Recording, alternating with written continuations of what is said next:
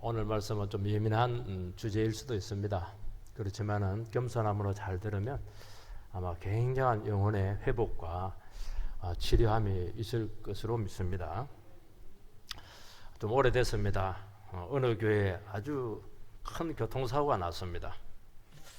한 성도님 부부가 교통사고로 부부가 돌아가셨습니다. 그 자체도 얼마나 시험이 되었겠습니까? 왜냐하면 이 부부는 그 신앙이 굉장히 좋았고 부부 관계도 참 좋은, 누구나 봐도 참 모범적인 그런 성도님이셨습니다. 그리고 특히 교인들을 잘 섬겼습니다.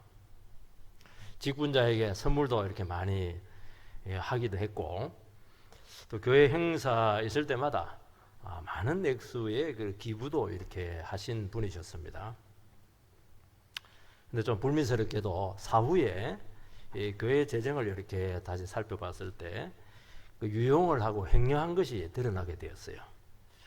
그 사고가 난 그것도 사고가 날 그 큰 지점도 아니고 사고 유발 지역도 아니고 그리 큰 것도 아닌데 좀 어려움을, 이런 변을 당해서 성도님들에게 큰 충격이 되었습니다. 우리 성도님들도 사고 당합니다. 근데 참 놀라운 것은 반드시 이게 천국 가야 되는데 하나님께서 막 피만 좀 흘리게 하고 이렇게 해서 사는 경우가 많은데, 이는 반대의 케이스, 반대 케이스다 하는 것을 알게 되었습니다. 사람들이 참 안타까워하면서도 참 하나님을 두려워하는 그런 계기가 되었다, 그런 내용입니다. 지금 초대교회는 한창 부흥하고 있습니다. 얼마나 부흥이 심했던지 당국자들이 참을래야 참을 수가 없어서 핍박을 했습니다. 그래도 그 핍박도 다 이겨내서 기도해가지고, 지난주 우리 그 기도한 내용을 생생하게 아마 기억을 하시는 분들이 있을 겁니다. 막연히 작전을 바꾸었어요. 이거 핍박을 하니까 이게 더 기도하니까 안 되겠거든요. 그래서 이제 시험을 주었습니다. 그 시험이 뭐냐니까 이 헌금 문제를 건드린 겁니다. 굉장히 위험한 사건이었죠. 핍박이야 같이 기도하면 되지만은 안에서 이루어지는 이 문제는 이거 굉장히 곤란한 문제입니다. 이거는 아나니아와 삽비라 부부가 재산을 다 팔아가지고 헌금을 했는데 얼마를 감추고 다 바쳤다 이렇게 한 겁니다. 재산 다 바쳤다. 그래서 이 거짓 때문에 그 부부는 함께 정죄되지 않고 하나씩 정죄를 하고 심판을 받습니다. 이것도 참 놀라워요. 하나님께서는 둘이 작당했으니까 한목에 막 데려가고 그렇게 하는 것도 있지만은 기회를 주는 거예요. 남편에게도 한 번 더 기회를 주고 아내에게도 기회를 주고, 하나님은 철저합니다. 이런 부분에 있어서. 그래서 성령이 치셔가지고 공개적으로 이 심판을 당했습니다. 사람들이 우리 보는 앞에서 이런 일을 당했으니까 얼마나 교회에 충격이 되었겠습니까? 많은 사람들이 사도행전 5장을 보면서 하나님 너무 가혹하다, 베드로 지금 너무 성질이 그냥 너무 잔인하다, 막 그렇게 많이 보려고 하고 그렇게 많이 보고 있어요. 여러분, 하나님보다 너무 사랑이 많으면 안 됩니다. 하나님보다 너무 불쌍히 여기면 안 돼요. 그것도 교만한 겁니다. 아니 그렇다면 헌금 약속 어기거나 떼먹었다면은 아마 여러분들 중에서도 온전하실 분들이 많지 않을 것입니다. 어떻게 남아있을 수 있겠습니까? 우리 다 헌금 다 하려 하다가 한 주 지나니까 마음이 바뀐 경우도 많잖아요. 근데 이 사건은 교회에 치명타를 줄 수 있는 너무너무 중대한 사건이었고, 이거 처리하지 못했으면 거기서 교회는 다 날아갑니다. 근데 하나님께서 지혜를 주셔가지고 암덩어리를 탁 정리를 하고 다시 한 번 더 부흥할 수 있는 도약을 깨끗하게, 공동체를 깨끗하게 만들어 가지고 다시 한 번 더 도약하겠다 하는 것입니다. 딱 세 가지입니다. 죄라고 하는 것은 거룩을 깨뜨린다는 겁니다. 1절, 2절 아나니아라 하는 사람이 그 안에 삽비라로 더불어 소유를 팔아 그 값에서 얼마를 감추매 그 안에도 알더라. 얼마를 가져다가 사도들의 발 앞에 두니. 아나니아가 자기의 소유를 팔아서 다 헌금하지 않고 얼마를 감추고 일부만 헌금을 합니다. 여기서 보면은 얼마를 감추매, 감추다 할 때 원래 뜻이 훔치다, 횡령하다, 이런 뜻을 가지고 있습니다. 남의 돈을 유용하고 착복한 것이죠. 남의 돈은 아니고 하나님의 것을 유용하고 횡령했다, 이제 그런 뜻을 가지고 있습니다.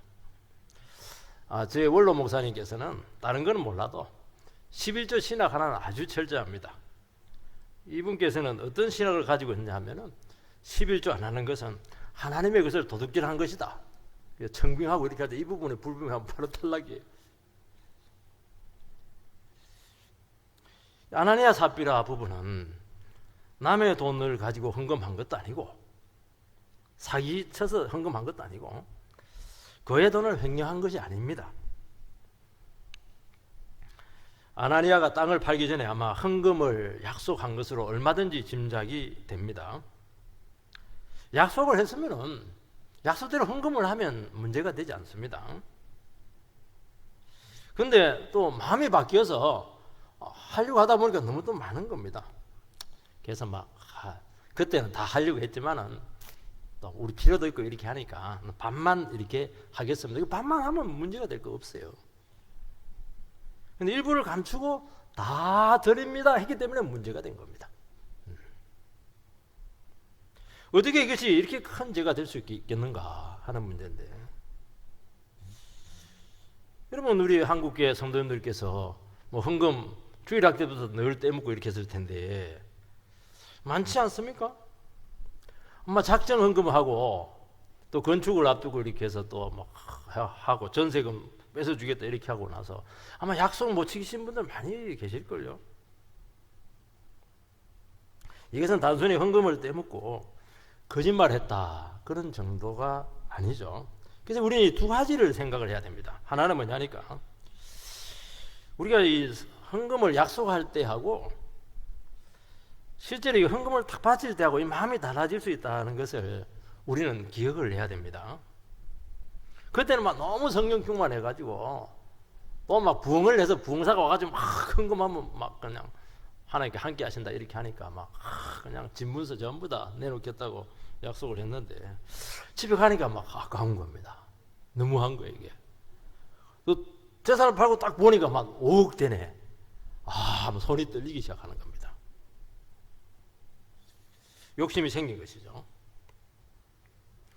그래서 자기 신앙 수준에 비해서 너무 많은 액수였다는 것입니다. 그러면 솔직하게 제가 그때는 막 너무 은혜 받아가지고 성령 충만해서 약속을 했지만은 그때는 좀 지나쳤습니다. 아이고 미안합니다. 그만하면 끝이에요. 그렇게 하면 돼요. 뭐 상피는 당하겠죠. 그런데 우리는 다 연약한 인간인데 어떻게 뭐 하나님도 아닌데 뭐 그 정도는 봐줘야죠. 그 문제 삼을 필요가 없습니다. 그래서 여러분들께서 헌금을 할 때 마음으로 원칙을 좀 가지시기 바랍니다. 헌금해야 되겠다 이런 선한 마음이 생기면 생각을 하지 마세요. 해버리세요. 저 성도님 도와줘야 되겠다 해버리세요. 우리 아내랑 상의를 좀 하고 기도 한번 더 해보고 그러면 액수가 계속 깎입니다. 선한 마음 줄 때 해버리세요. 하나님께 바치는 것은 정말 최고의 투자입니다. 그 마음을 주시는 분은 하나님이시거든요. 이 아나니아 삽비라도 정말 복받을 기회가 있었는데 이게 안 된 거예요. 4절 말씀을 보면은 땅이 그대로 있을 때에는 내 땅이 아니며 판 후에는 내 마음대로 할 수 없더냐. 그건 너 땅이었다. 팔기 전에도 너 땅이었고 판 후에도 그 돈 너 거 아니냐. 얼마든지 너 뜻대로 정직하게 처분할 수 있었다는 것을 이야기하는 것입니다. 근데 왜 속였냐는 거예요. 두 번째로 생각해 볼 수 있는 것은 이 바나바의 헌금이 공동체에 아주 신선한 충격을 주었습니다. 사도행전 4장 36절 37절 말씀을 좀 띄워보시기 바라고, 성경을 가지고 계신 분들은 바로 앞부분을 살펴보시면 될 것입니다.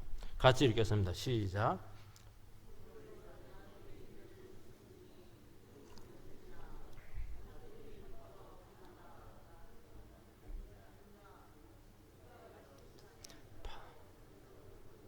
사도들의 발 앞에 두니라. 초대교회는 갑자기 성령의 그 역사가 부흥이 일어나는 바람에 나그네들, 많은 가난한 사람들이 막 3,000명, 5,000명씩 갑자기 들어오니까 이 사람들이 이제 그때는 집에 가지를 않아요. 교회에 있습니다. 많은 비용이 들게 되었고, 그래서 유무상통하는, 그러니까 재산을 일단 내놔요. 그리고 필요에 따라서 가져가는 그런 나눔의 공동체였습니다. 교회 목회를 해보고 교회를 아마 운영을 해보시면 알 텐데, 교회는 일상적인 필요도 있지만은 특별한 필요들도 참 많습니다. 이 바나바가 워낙 영성이 좋고 또 사람이 그 다른 사람을 필요를 굉장히 잘 채워주는 그런 인물입니다. 아주 특별한 인물이에요, 이 사람은. 그게 딱 보니까 필요가 있는 거예요. 그래서 자기 재산을 딱 팔아서 그냥 그것을 필요를 채워줬죠. 그때 이름이 바뀝니다. 바나바. 위로자다. 이름이 바뀔 정도면 그 교회 공동체 성도님들에게 이 사건이 얼마나 좋은 인상을 주었는가 하는 것을 알 수가 있어요. 이야, 어떻게 저렇게 할 수가 있었을까? 같은 인간으로서. 그러니까 이 바나바의 헌금이 굉장히 요긴했고, 교회를 세우는데 결정적인 역할을 했고, 사람들에게 깊은 인상을 주었다는 겁니다. 믿음으로 드린 것이죠. 아나니아 삽비라 부부도 아마 초창기 멤버였던 것 같도, 적어도 나도 바나바한테 꿀릴 거 없다. 그래서 바나바 정도의 인정과 존경을 받고 싶었다는 것입니다. 벌써 이게 자체가 인간적인 생각이거든요. 이 시기심이에요. 경쟁심이라는 것을 알 수가 있습니다. 헌금을 하고 교회 봉사를 하고 이렇게 할 때는 다른 영혼을 사랑하기 위해서, 하나님을 높이고 교회를 세우기 위해서 하는 것이지, 자기 자아를 살찌게 하는 것 전부 다 그건 가짜입니다. 아무리 많이 바쳐도 그거는 바칠수록 안 좋은 겁니다. 많은 액수의 헌금은 당연히 주목을 받을 수밖에 없고, 교회에서 인정받는 최고의 지름길입니다. 한 10억 다 갖다 바치면 막 사람 다 알잖아요. 그러니까 아나니아 삽비라 부부는 인정도 받고 싶어 했고, 존경도 받고 싶어 했고, 물질에 대한 욕심도 포기하기가 힘들고, 둘 다 가지게 되었던 것이죠. 여러분, 신앙에서 칭찬도 받고 물질에 대한 욕심도 있고, 어느 것도 포기하지 못하면 생각이 복잡해지게 된다는 것입니다. 포기해야죠. 물질을 포기하든지 칭찬을 포기하든지 그렇게 해야죠. 근데 포기하기가 싫은 거예요. 다 가지고 싶은 거예요. 얼마나 욕심이 많아요, 이게. 여러분, 교회에서 욕심 내지 마시기 바랍니다. 다 가지고 그래요. 좋은 건 다 알고 그러고. 그러니까 교회가 시끄러워지고 문제가 되는 것이거든요. 분수를 알고 자기 정도껏 하고 주님께 영광 돌리면 되는 겁니다. 다 기억하고 있거든요. 사람들도 모를 것 같습니까? 다 합니다. 말을 안 해서 그렇지 다 알고 있다니까요.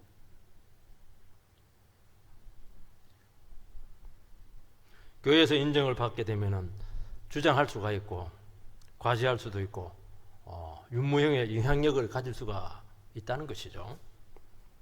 이게 순수하지가 않아요. 생각이 복잡한 거예요. 욕심 많은 사람 생각이 복잡해. 나는 생각이 왜 이렇게 복잡할까? 머리가 좋은 게 아닙니다. 그거 머리 굉장히 나쁜 거예요. 그 욕심이 너무 많은 거예요. 하나도 포기를 안 해서 이런 일이 생기는 겁니다. 그러니까 사심이 들어가게 되고 욕심이 들어가게 되고 거짓이 막 들어가게 되니까 마귀가 막 기가 막힌 거 이런 사람은 마귀는 이런 사람들 너무 좋아하거든요. 이런 사람들은 막 충동기를 뿌리면 교회 깨지는 겁니다. 자세가 틀렸다는 것입니다. 여러분 신앙의 핵심은 뭐냐? 신앙은 사랑도 있고 순종도 있지만은요. 제일 중요한 것은 거룩입니다. 깨끗해야 돼요. 그 사랑은 두 번째예요. 깨끗해야 돼. 사람이 깨끗해야 돼. 교회가 깨끗해야 돼. 정직해야 돼요. 순수해야 돼요. 사람 보면 투명해야지. 저 성도님 뭐 속을 알 수가 없어. 만약 크레물린이야. 그러면 안 돼. 딱 저 사람 뭐 예측이 되는 분들이 있거든요. 깨끗해. 안과 끝이 똑같아요. 그게 성도의 모습이라고 말씀하고 있는 것입니다. 여러분 교회의 생명은 뭐냐? 거룩입니다.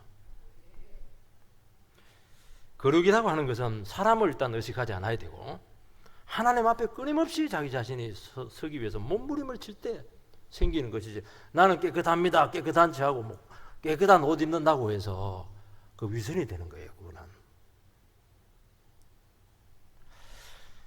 자기 자신의 신앙 수준이나 나의 그런 영적인 모습을 있는 그대로 인정하는 겁니다. 내가 물질이 없으면 물질이 없는 대로 인정하면 돼요. 조금 헌금하면 그거 얼마나 귀해요. 가부에 두 랩돈 예수님이 얼마나 좋아했습니까? 믿으면 안 되는데 너무 거룩하려고 하니까 본인도 힘들고 보는 사람들도 안타깝고 사고칩니다. 정도껏 이렇게 하시면 돼요. 자연스럽게 하시기 바랍니다. 제가 뭐 강요합니까? 막 헌금 내라고 막 윽박지르고 있습니까? 막 저는 자유잖아요. 말씀 듣고 각자 알아서 신앙 양심에 따라서 믿음 생활 열심히 하나님 바라보고 하라는 것입니다. 그 이상 요구하지 않아요. 근데 아나니아가 얼마나 욕심이 많았던지 속임수를 써서 인정을 받으려고 한 겁니다. 과시욕이죠. 이 다 열등감입니다. 속이 허하니까, 속에 덩기 없으니까 이런 걸로 자꾸 인정을 받으려고 하는 거예요. 두 번째는 이 거짓과 위선이 왜 심각한 죄가 되느냐 하는 근본적인 질문입니다. 아나니아는 헌금의 일부를 숨겼지만은 그만한 헌금도 대단하죠. 5억 중에 3억을 냈어요. 적은 돈입니까? 요즘 아파트가 뭐 5억 한다고 칩시다. 대단한 헌금이죠, 그거. 그건 조금 뭐 속였기로서니 3억도 대단한데 그게 뭐가 큰 죄가 될 수가 있는가? 헌금 떼먹으면 다 심판받는다. 두려워서 헌금하겠어요? 이거 손이 떨려가지고? 근데 하나님께서는 이 죄는 공동체 자체를 완전히 와해시킬 수 있는 아주 심각한 죄로 다루고 있다는 것입니다. 3절 말씀을 읽어보면은 베드로가 이르되 아나니아야 어찌하여 사탄이 내 마음에 가득하여 내가 성령을 속이고 땅값 얼마를 감추었느냐.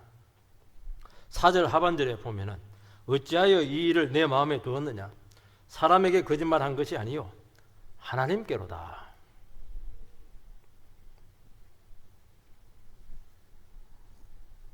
베드로가 아나니아와 삽비라의 거짓을 알았습니다. 어떻게 알았겠는가? 아마 성령님께서 가르쳐 주었다고 저는 생각이 됩니다. 베드로가 아나니아에게 어떻게 고발을 하느냐 하니까 사탄이 내 마음에 가득했다는 겁니다. 그리고 네가 지금 성령을 속이고 있다는 것입니다. 그리고 세 번째는 사람에게 거짓말한 것이 아니고 하나님께 거짓말했다.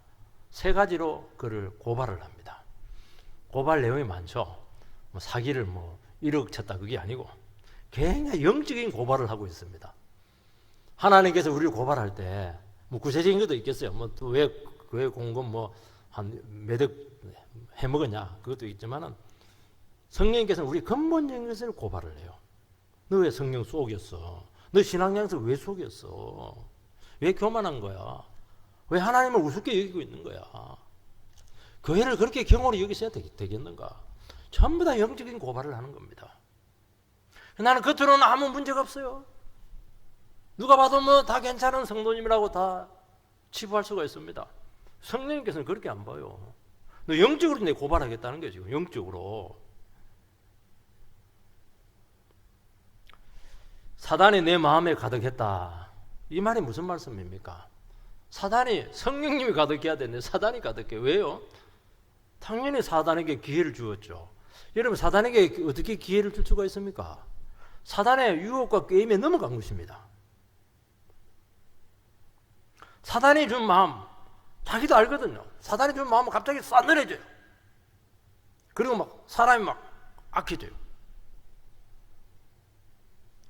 그리고 그 유혹이 막 자기 마음속에 떠나지를 않아요. 우리는 이건 아니야. 이거는 하나님이 주시는, 성령이 주신 생각이 아니야. 성령이 주신 생각은 화평과 희락이잖아요. 평안이잖아요. 생각을 하면 할수록 그냥 분쟁, 이간질스러운 생각만 하고 막 그냥 깨뜨릴 생각만 하고 있고 의심만 자꾸 들고 말이지. 이간질할 생각이나 들고 시기 질투가 생기고 말이죠. 비교의식이 자꾸 생기고. 이거는 누가 주는 생각입니까? 나쁜 마음이잖아요.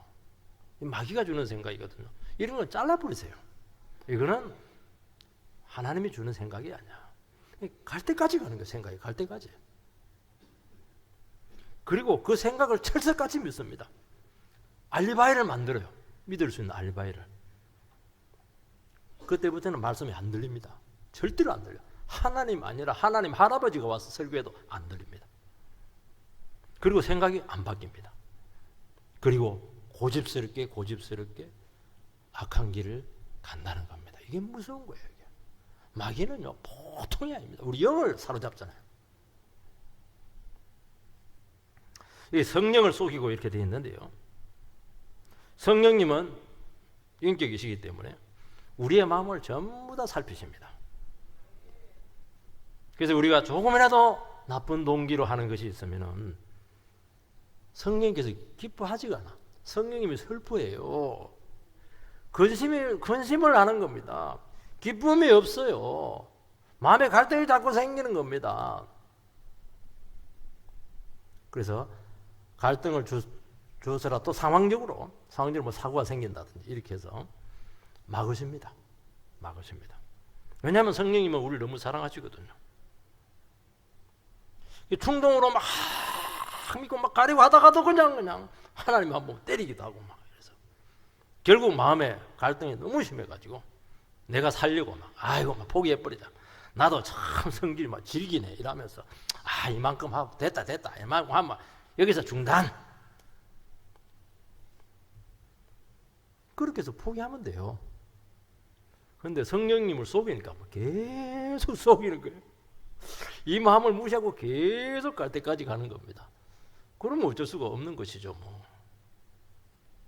9절 말씀에 보면 이거는 이제 아나니아 부인 삽비라에게 고소를 하는 겁니다. 너희가 어찌 함께 꾀하여 주의 영을 시험하려 하느냐? 꾸짖고 있습니다. 그러니까 이 부부는 주의 영을 시험을 했습니다. 늘 얘기했잖아요. 하나님을 시험하면 안 됩니다, 여러분. 하나님은 믿어야지. 믿고 순종하는 것이 이제 하나님인가 아닌가 자꾸 시험하시는 분들이 계세요. 교만한 것이죠. 잘못이고 분명히 이 부부는 오랫동안 이 문제를 가지고 상의를 한 것이 분명해요. 자기들이 여기서 잘못한다는 것을 두 사람이 알고 있어요. 그런데도 불구하고 계속 시험합니다. 합리화시키는 것입니다. 드러나지 않을 것이야. 우리 둘만 알고 있는데. 여러분, 내 마음을 누가 알겠는가? 교모의 표정하고 끝까지 숨긴다는 것입니다. 이거 보면요, 참 부부 중에 한 사람이라도 좀 정신이 똑바로 들었으면 가정이 망하지는 않았을 텐데 똑같아. 어떤 부분은 막 너무 검실도 좋고 죽이 잘 맞는데 예배 드리러 가자, 우리 막 교회 섬기자 이런 데는 막 죽이 잘 맞으면 얼마나 복이 되겠어요. 어떤 부분은 검실이 좋은데 막 놀러 가자 막 이런데 막 제짓자 이런데 막 죽이 잘 맞으면 그건 망할 집안이에요. 그거. 둘이는 죽이 안 맞더라도 한 사람이라도 여보 그러면 안 되지. 그건 하나님께 죄 지을 거야. 하나님 보고 계셔. 그러면 가정을 지키잖아요. 한 사람이라도 살아있으면 가정은 지키는 겁니다.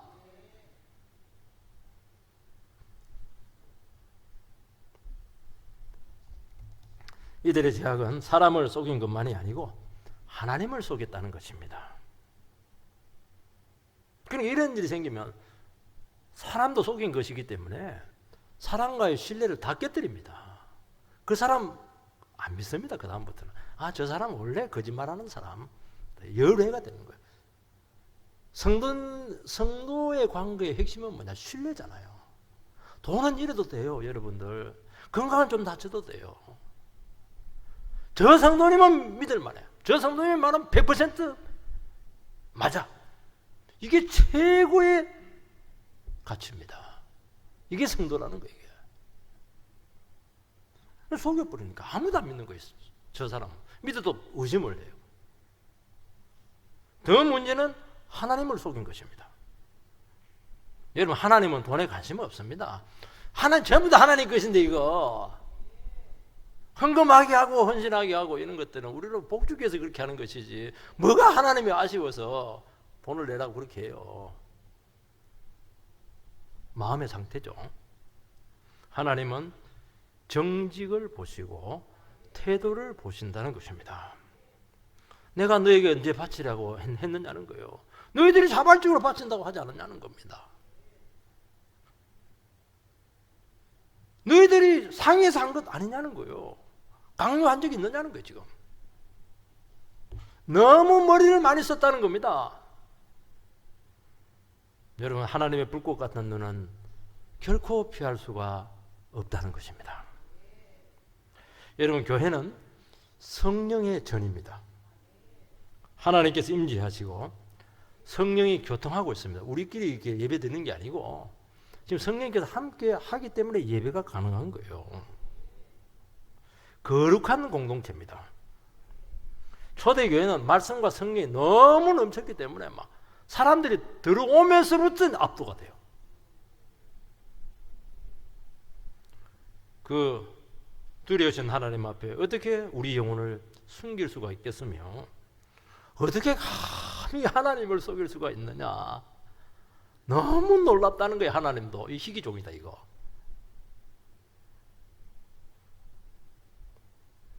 하나님께서는 은밀하고 숨은 죄를 전부 다 찾아냅니다. 저 그거 믿고 목회해요. 실제로 그래요. 반드시 죄를 토해내게 하시고 회개하게 하신다는 것입니다. 끝까지 자기 자신의 죄와 거짓을 숨기면 하나님께서 공개적으로 만천하에 드러내십니다.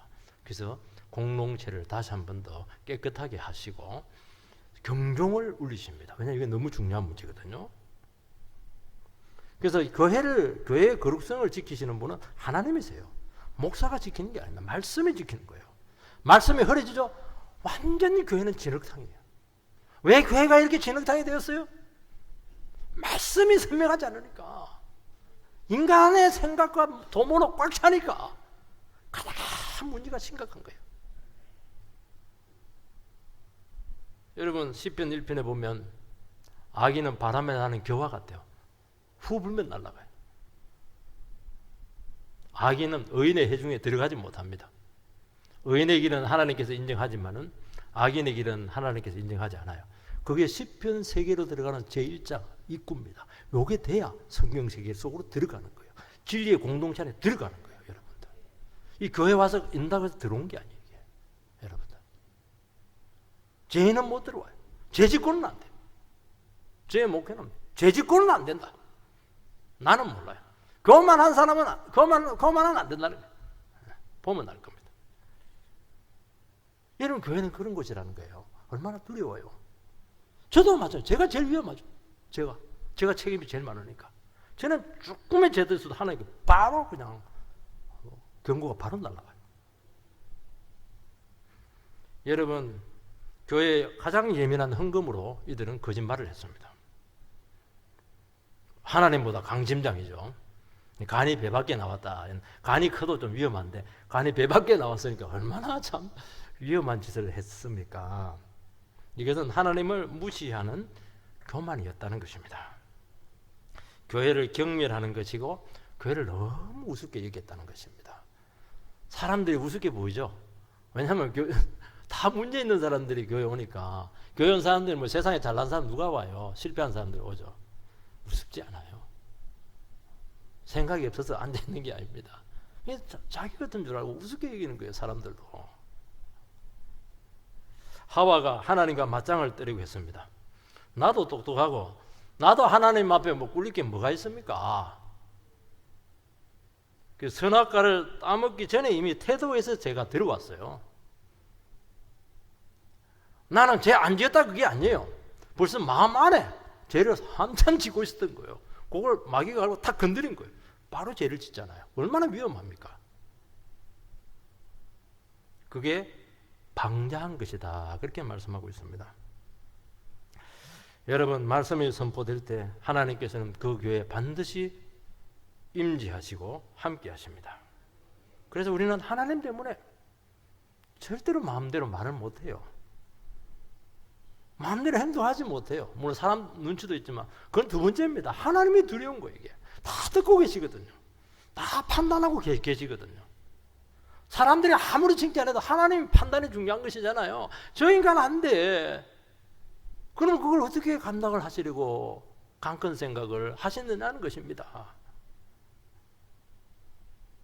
우리는 음란죄도 있고 교만죄도 있고 위선죄도 있고 속임수도 있고 교만죄도 있고, 그 마음을 가지는 순간 제일 먼저 오는 게 하나님의 은혜를 딱 거두어 갑니다. 바로 지옥이 와요. 평안이 없습니다. 거기서 무슨 능력이 나오겠습니까?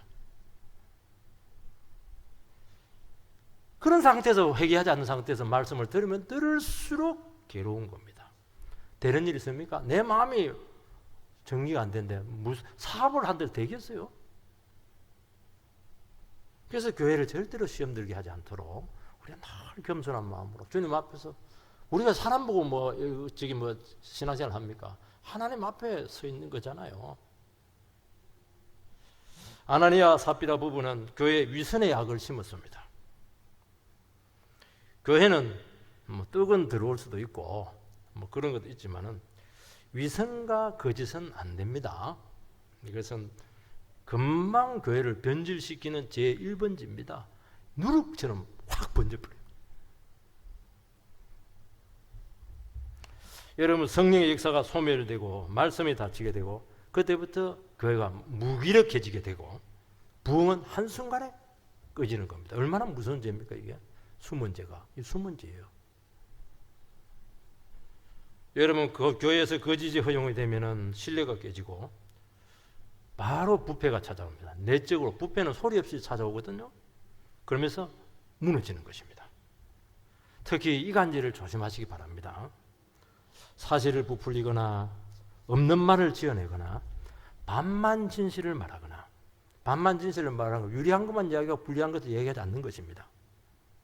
그게 다 문제가 돼요. 마귀가 그걸 딱 쓴다니까요. 그게 정직하게 다 이야기하세요.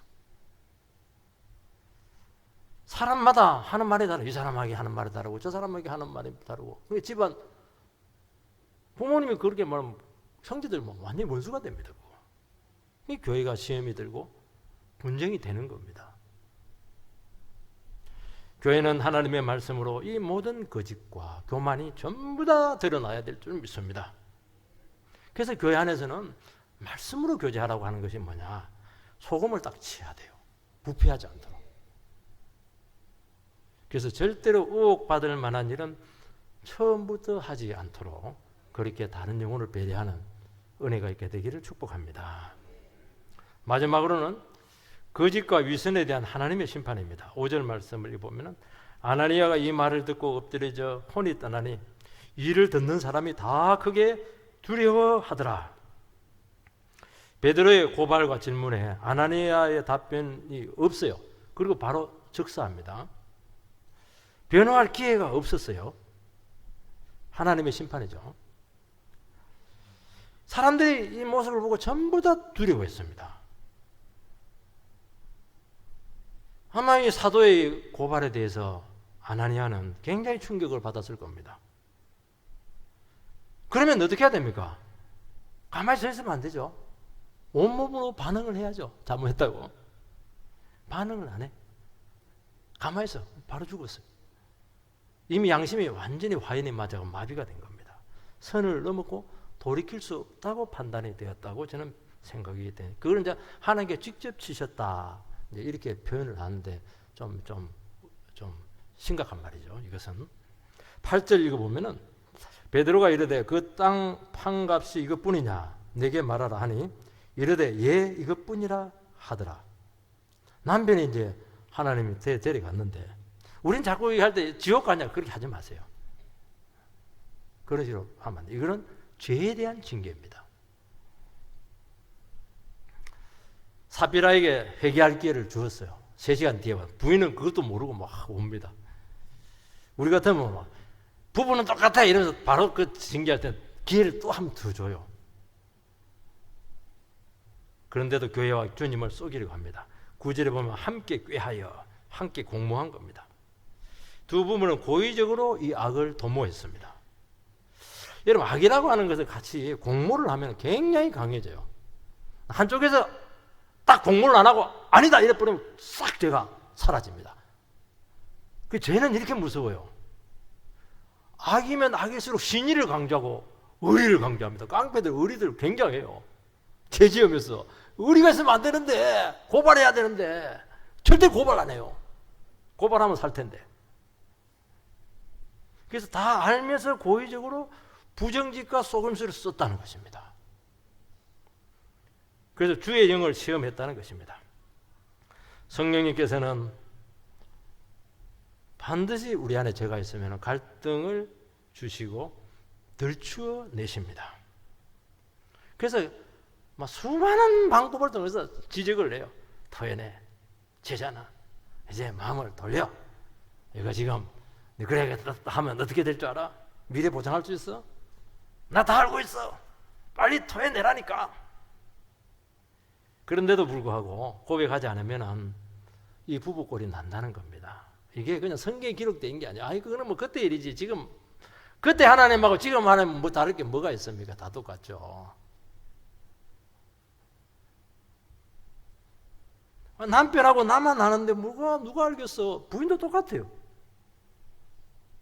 하나님이 분명히 여러 번 그에게 가르쳐 주었을 텐데도 불구하고 죄라는 걸 가르쳐 주었는데도 불구하고 강심장이죠. 여호수아 7장에 보면 아간의 죄가 나옵니다. 하나님께서 여리고성은 나에게 바쳐라. 첫 성이니까 바쳐라. 어떤 것도 개인적으로 취하지 마라. 근데 아간이 신할산 외투하고 금원을 취해서 자기 텐트 속에 있는 이불장 밑에다가 숨겨버렸어요. 하나님께서 직접 그 숨겨진 죄를 찾습니다. 하나님 무서워요. 형사 안 보냅니다. 하나님 직접 찾습니다. 전 지파 모여라. 제비를 뽑으니까 이제 유다 지파가 뽑혔습니다. 12지파 중에서 유다 지파가 뽑혔습니다. 유다 지파 중에서 또 족장별로 있잖아요. 그렇게 하니까 세라 족속이 뽑혔습니다. 세라 족속 중에 여러 가지 또 가문이 있는데 그 조부 삽디가 뽑히게 되었습니다. 많이 왔죠. 칼끝이 여기까지 온 거야 지금. 칼끝이. 그러면 어떻게 해야 돼요? 항복해야지. 미안하다고. 잘못했다고. 스스로 뭐 돌가지고 자기 머리를 깨었으면 살 수 있을지도 모르겠습니다. 근데 가만히 있어요. 아버지 갈미까지 왔어요. 그러면 끝난 거죠. 근데 가만히 있어요. 설마 딱 뽑힙니다. 그리고 바로 죄를 토해내고 투석형으로 죽습니다. 그리고 그 무덤을 아골 골짜기다. 그렇게 하면 아골은 이스라엘을 괴롭혔다는 겁니다. 여러분 숨은 죄는 공동체를 너무너무 고통에 몰아간다는 겁니다. 여러분 교회 안에 간음죄가 들어오면은 부서 날아가는 건 간단합니다. 성가대 팍 날아가 버려요. 소리도 좀 팍 했는데 교회 그냥 한순간에 날아갑니다. 부흥은 거기서 끝이에요. 여러분 교회 안에 죄가 있으면은 그것이 처리될 때까지 교회는 지옥 고통을 겪을 수밖에 없는 것입니다. 그래서 우리 스스로 하나님 앞에서 잘못했습니다. 그러면 하나님께서 모른 체하고 알았다. 뭐 인간인데 뭐 그럴 수 있지 뭐 다 회복시켜 줄 줄 믿습니다.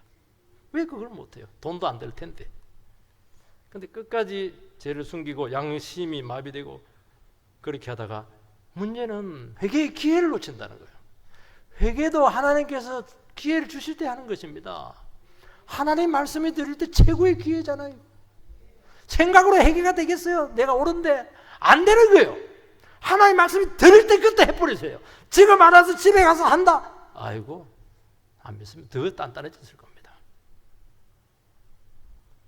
그래서 우리가 기도나 헌금이나 구제나 이런 부분에 있어서 거짓이나 위선이 조금 더 섞이지 않도록 스스로 조심해서 거룩한 공동체를 지키는 귀한 성도들이 되기를 주님의 이름으로 축원드립니다.